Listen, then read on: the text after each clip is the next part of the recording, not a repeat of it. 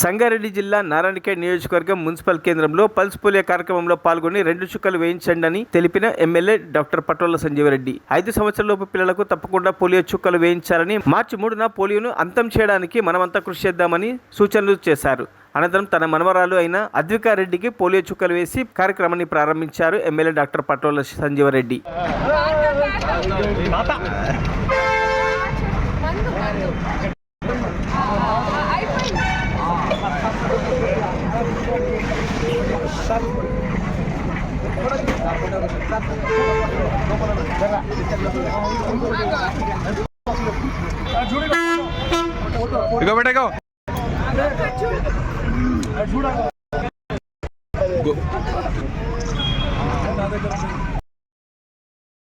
మరిన్ని అప్డేట్స్ కోసం మా ఛానల్ని సబ్స్క్రైబ్ చేయండి.